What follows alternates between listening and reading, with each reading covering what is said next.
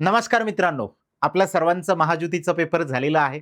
Okay, तर सगळ्या आशा आहे की सगळ्यांना हा जो काही पेपर आहे तर तो सोपा गेलेला असेल आणि याची जी काही आन्सर की आहे तर ती फायनली महाज्योतीने दिलेली आहे आणि जी काही तुम्हाला आन्सर की आहे तर ती सुद्धा अवेलेबल करून देण्यात आलेली. त्याचबरोबर तुम्हाला जर एखाद्या क्वेश्चनमध्ये काही डाऊट असेल किंवा तुम्हाला वाटत असेल की तुम्ही दिलेला आन्सर बरोबर आहे आणि महाज्योतीने दिलेलं आन्सर चुकीचं आहे, ओके, किंवा आन्सरमध्ये काही जर तफावत जर वाटत असेल तर तुम्ही याच्यावरती जे काही तर ॲक्सेप्ट सुद्धा नोंदवू शकता.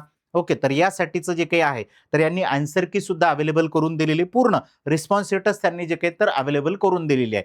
त्या पद्धतीनुसार आपण काय आन्सर दिलेले होते त्याची माहिती आम्हाला कुठं मिळेल तर ते सुद्धा मी या ठिकाणी सांगणार आहे. तर सर्वांनी हा जो काही व्हिडिओ आहे तर तो शेवटपर्यंत बघा, जेणेकरून तुम्हाला या संदर्भातली सगळी जी काही अपडेट आहे तर ती मिळेल. ओके, तर बघा, यामध्ये पहिल्यांदा महाज्योतीची वेबसाईट जी काही तर ती लॉग इन करा. ती वेबसाईट लॉग इन केल्याच्या नंतर आपल्याला या ठिकाणी जे काही आहे तर सन 2026-27 आर्थिक वर्षात राबविण्यात येणाऱ्या विविध स्पर्धा परीक्षा पूर्व प्रशिक्षणाकरिता विद्यार्थ्यांनी निवड करण्यासाठी घेण्यात आलेल्या चाळणी परीक्षांची उत्तरपत्रिका व आक्षेप फलकाची जी काही लिंक आहे तर ती इथं देण्यात आलेली. याच्यावरती तुम्ही क्लिक करा. क्लिक केल्याच्या नंतर तुम्हाला या टाईपमध्ये जी काही विंडो आहे तर ती इथं साधारणतः ओपन होईल अशा टाईपमध्ये.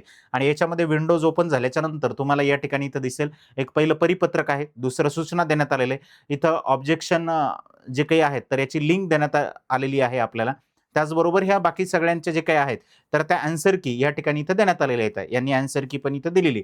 त्यासोबत आता तुम्हाला जो काही पेपर आहे ना, तर तो पेपर पण आपल्या जे काही पोर्टल आहे तर त्याच्यावरती सुद्धा अवेलेबल आहे. आता ज्यांना याच्यावरती जे काही ऑब्जेक्शन घ्यायचं असेल किंवा एखाद्या क्वेश्चन बद्दल तुम्हाला डाऊट आहे, आक्षेप आहे, तर हे नोंदवण्यासाठी 13/8/2026 रोजी दुपारी 2 वाजेपर्यंत जे काही तर आपण याचा आक्षेप जो काही आहे तर तो नोंदवू शकतो. असं यांनी या ठिकाणी जे काही तर आक्षेप नोंदवण्याकरता सूचना सदर परिपत्रकासोबत प्रसिद्ध करण्यात येत आहे. तसेच आक्षेप नोंदवण्याची कालावधी दिनांक 13/8/2026 रोजी दुपारी 2 वाजतापर्यंत राहील व सर्व संबंधित विद्यार्थ्यांनी याची नोंद घ्यावी. ओके, 13/8 म्हणजे आजच होतं.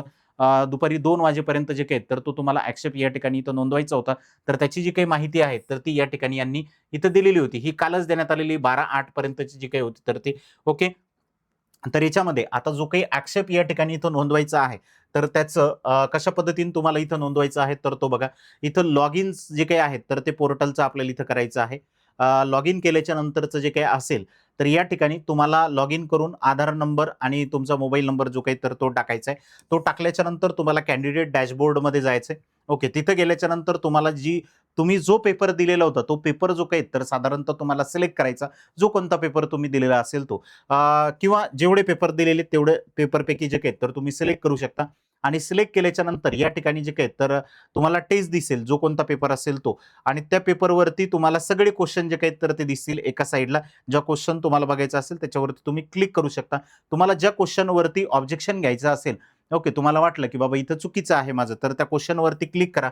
त्याचे आन्सर की जे काही तर तिथे तुम्हाला दिसेल. त्यानंतर त्याला फ्लॅग क्वेश्चन असा जो काही आहे तर टॅब अवेलेबल आहे. त्याच्यावरती क्लिक करून राइट साइडला जे काही आहेत तर त्याची स्क्रीन ओपन होईल तिथे.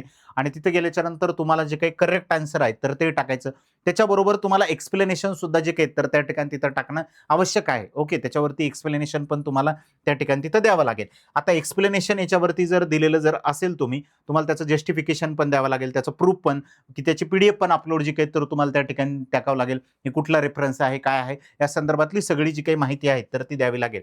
त्यानंतर या ठिकाणी जे काही तर तुमचं सबमिट ऑब्जेक्शन जे काही तर ते करायचं.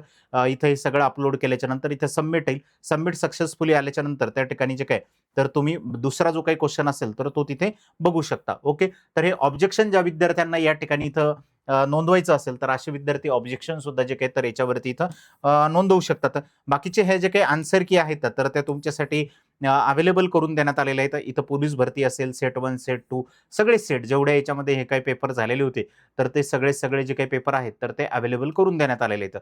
ओके, तर याच्यामध्ये IBPS RRB साठीचा जो काही पेपर होता तर तो सुद्धा इथं 200 टोटल 200 मार्क जे काही तर ते आपल्याला इथं देण्यात आलेले होते. याच्यापैकी हा सगळा पेपर जो काही तर तो अवेलेबल करून दिला. त्याच्या खाली इथं आन्सर पण आपल्याला जे काही तर ते दिसत आहेत. तर इथं आन्सर पण आपल्याला अवेलेबल आहेत. ओके, लवकरात लवकर तुम्ही तुमचा जो काही आक्षेप असेल तुम्हाला कोणी एखाद्या क्वेश्चनवरती चुकलाय म्हणून, तर तुम्ही तो या ठिकाणी इथं जो काही तर तो नोंदवू शकता. आता याच्यानंतरची प्रोसेस काय असेल, तर आता तुमच्या ज्या काही लिस्ट आहेत तर त्या लागतील, म्हणजे मार्कच्या लिस्ट लागतील याच्यानंतरच्या, की तुमचे किती मार्क आहेत, काय आहेत. मग त्यानुसार जे काही तर तुम्हाला संस्था अलोकेटेड जे काही तर ते करतील.